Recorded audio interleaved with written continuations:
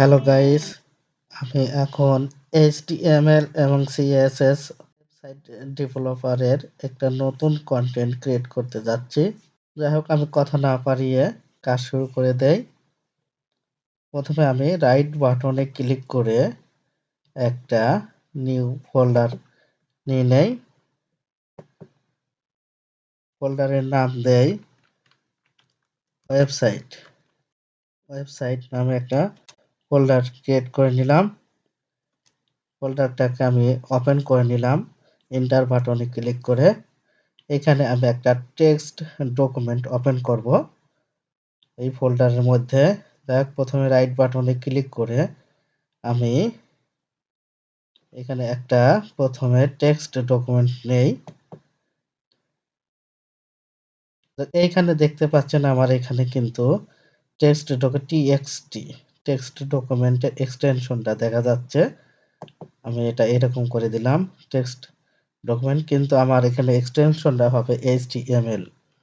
এই আপনারা যখন সর্বপ্রথম ওয়েবসাইট ডেভেলপারের কাজ শুরু করবেন তখন এই এক্সটেনশনটা ভেরি ইম্পর্টেন্ট। তো এক্সটেনশনটা কিভাবে দেখা যাচ্ছে সে সেটিংটা আমি আগে করে নিয়েছি। যাই হোক, আমি আবার আপনাদের দেখাচ্ছি যে কিভাবে করব ওটা। প্রথমে আমি সার্চ বারে সার্চ করছি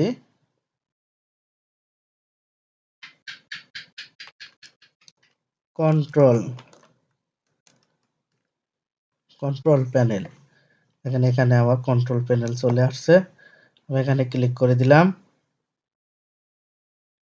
আমার এইরকম দেখা যাচ্ছে। আমি এটাকে বড় করে নেই। বড় করে নেওয়ার পরে এইখানে দেখা যাচ্ছে ফাইল এক্সপ্লোর অপশন। এইখানে আমি ক্লিক করে দিলাম, ওয়ান ক্লিক করলাম। এখন এইখানে আমার কাছে একটা পপ আপ উইন্ডো ওপেন হয়েছে।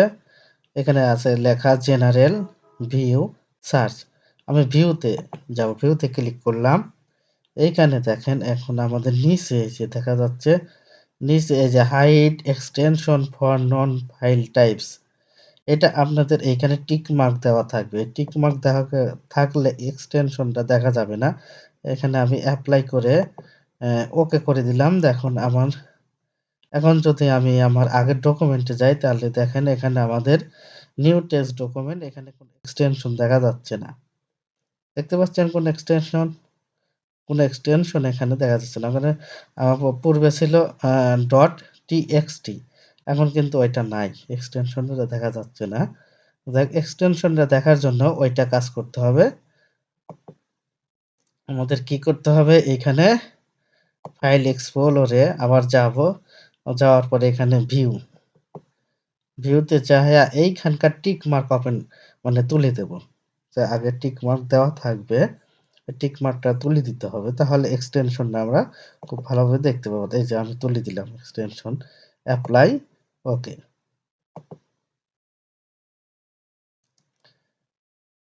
দেখি এক্সটেনশন দেখা যাচ্ছে কিনা। এই দেখেন এখানে ডট টিএক্সটি। দেখ, এটাকে আমি রিনেম করে ফেলি। রাইট বাটনে ক্লিক করে রিনেম। এখন আমি দেব যে কোনো নাম আপনি দিতে পারেন এখানে।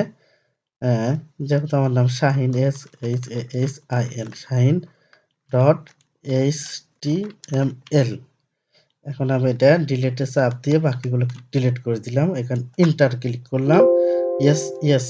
এখন আরেকবার ইন্টার ক্লিক করলাম। দেখেন আমাদের এখন HTML ডকুমেন্ট ওপেন হয়েছে। এখানে ব্রাউজারের মতো, ক্রোম ব্রাউজারের মতো একটা চিহ্ন দেখা যাচ্ছে। তাহলে আমাদের HTML টেক্সট ডকুমেন্ট ক্রিয়েট করা হয়ে গেছে। এটাকে আমি রাইট বাটনে ক্লিক করে edit with notepad plus plus, অথবা আমার এখানে সাবলাইন টেক্সট ওপেন উইথ সাবলাইন টেক্সট, আমি যেহেতু আপনাদের প্রথম বিগিনার, সেহেতু আপনারা নোটপ্যাড প্লাস প্লাসে সেটা ওপেন করে নেবেন, যা আপনাদের কম্পিউটারে বা ল্যাপটপে বিল্ড হিসাবে থাকবে। এখানে এখন আমি কোডিং শুরু করে দেব। দেখুন, বিগিনারের জন্য আমরা এখানে কোডিং যদি শুরু করি, আমাদের প্রথমে লেস দেন চিহ্ন দিতে হবে। HTML ক্লোজ করে দিলাম। ব্যাকস্ল্যাশ HTML এখন আমি HTML এর মধ্যে কি থাকবে এখন? HTML এর ভিতরে থাকবে আমার হেড,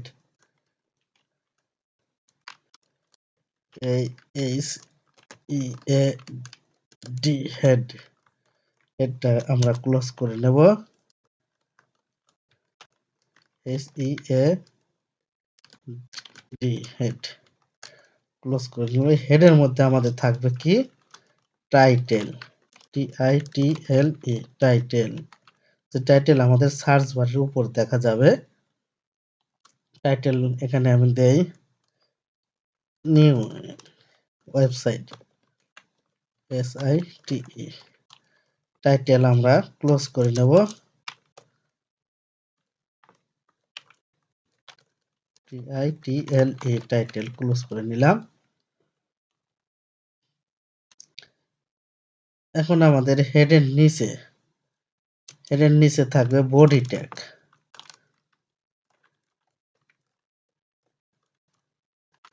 বডি ক্লোজ করে নেব। এই বডি ট্যাগের মধ্যে আমরা যা কিছু লিখবো, দেখা যাক আমাদের এটা ব্রাউজারে ওপেন করি, সেভ করি। Ctrl+S দিয়ে আমরা সেভ করি, অথবা এই আইকনে ক্লিক করলে সেটা সেভ হয়ে যাবে। আমাদের ওই ডকুমেন্টটা আমরা এটাকে আবার রাইট বাটনে ক্লিক করলে এরকম দেখা যাবে। এইখানে এসে পাবেন ওপেন উইথে যাই আমরা এখানে গুগল ক্রোম ব্রাউজারে সিলেক্ট করে দেব। এটা এখন আমাদের ব্রাউজারে দেখা যাবে। এখন আমাদের ব্রাউজারটা ওপেন হচ্ছে।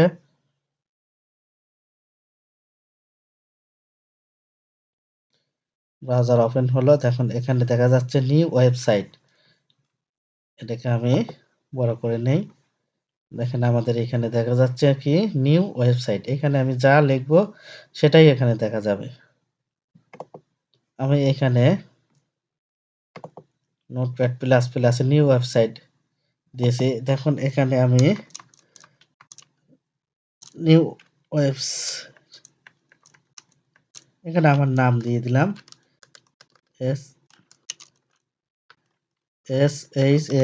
SHAHIN শাহিন। কোন এইখান থেকে এখন আমি সেভ করে দেই। দেখেন ওখানে আমার এইখানে দেখা যাবে নিউ ওয়েবসাইট এখন আছে, কিন্তু এখানে যদি আমি রিফ্রেশ দেই তাহলে দেখুন দেখা যাবে শাহিন। তার মানে আমাদের এখানে ব্রাউজারের ইউআরএল ওইখানে মানে পেজ টাইটেলটা ওখানে দিয়ে দিতে হবে। এখন আমি বডির মধ্যে কিছু লিখবো।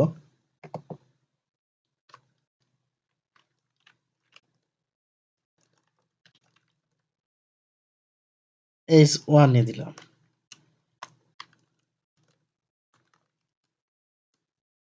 H1 এ লিখলাম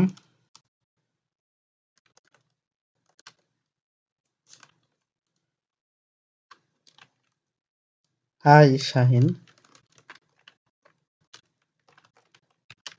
হাউ আর ইউ। এখন আমি H1 ট্যাগটা ক্লোজ করে নেই।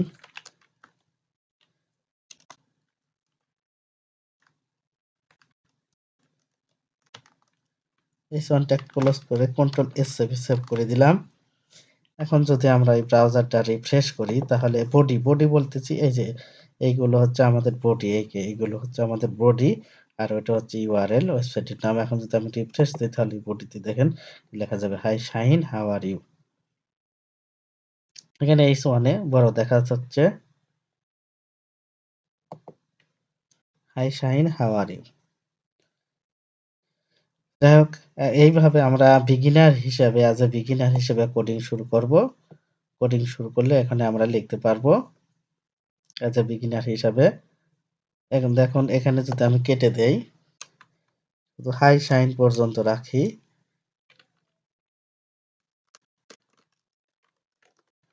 Ctrl+S সেভ করে দিলাম। এখন যদি আমি ব্রাউজারটাকে দেখুন রিফ্রেশ করি তাহলে দেখা যাচ্ছে হাই শাহিন।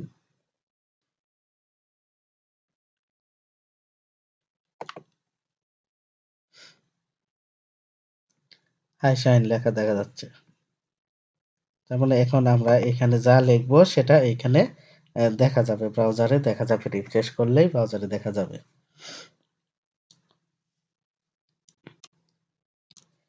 এখন আমরা আর একটা নেই,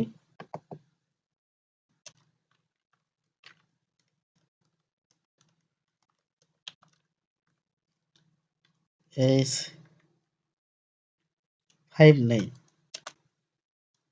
H5 ট্যাগ নেই। এখানেও লিখি কি হাউ আর ইউ, তাহলে H5 ট্যাগটা ক্লোজ করতে হবে। ক্লোজ করলাম, কন্ট্রোল এস চেপে সেভ করলাম। এখন এখানে আমাদের যদি রিফ্রেশ করি ব্রাউজারে যায়, দেখেন হাউ আর ইউ, এখানে H1 হচ্ছে সবচেয়ে বড় এবং হাউ আর ইউ এখানে H5 ট্যাগ নিয়েছি। H5 ট্যাগ হচ্ছে, H6 ট্যাগ আছে সর্বশেষ, H1 H2 H3 H4 H5 H6 6 পর্যন্তই এখানে ছোট করা যায়। H1 হচ্ছে সবচেয়ে বড় হবে আর H6 এ সবচেয়ে ছোট হবে। তো এইগুলোকে আমাদের মাঝখানে দেখা যাচ্ছে, এইগুলোকে যদি আমরা স্টাইল করি, মানে সিএসএস এ স্টাইল করি, তাহলে আমরা এখানে ইনলাইন সিএসএস বা ইনলাইন সিএসএস বা ইন্টারনাল সিএসএস ইউজ করতে পারি। ইন্টারনাল সিএসএস ইউজ করতে হলে এখানে আমাদের হেড ট্যাগের উপরে বা টাইটেলের নিচে আমরা এখানে স্টাইল ট্যাগ নিতে পারি, STY স্টাইল। স্টাইল ট্যাগটা আমরা ক্লোজ করে দেব। STY স্টাইল, STYLE স্টাইল, এটাকে আমরা নিচে দিয়ে দেই।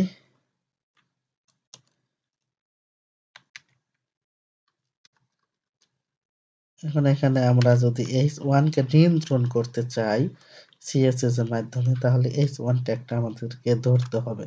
তাহলে এখানে H1 বড় হাতের হয়ে গেছে, কিন্তু ছোট হাতের দিতে হবে। H1 ট্যাগটা আমাদের দিয়েছি, এখানে সেকেন্ড ব্র্যাকেট দিতে হয়, second bracket open and close দুটি দিতে হবে। এন্টার করে নিলাম। এখানে এখন আমরা যদি লিখি কালার,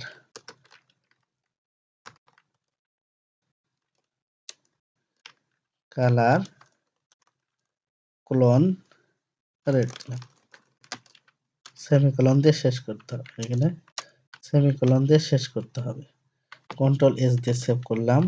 দেখা যাক এখানে আমাদের কি হয়। কালার, কালার দেখেন রেড হয়ে গেছে। Wow,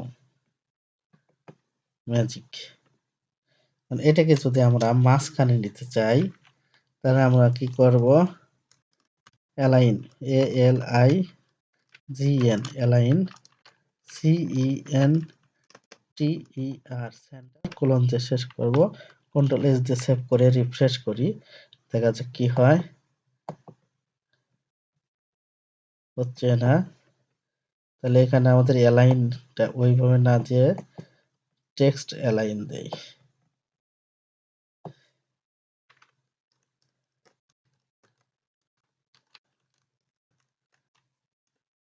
text align, CENTER centre, save করলাম। দেখা যাক কি হয় এখন। এই যে টেক্সট অ্যালাইন সেন্টার চলে আসছে, টেক্সট অ্যালাইন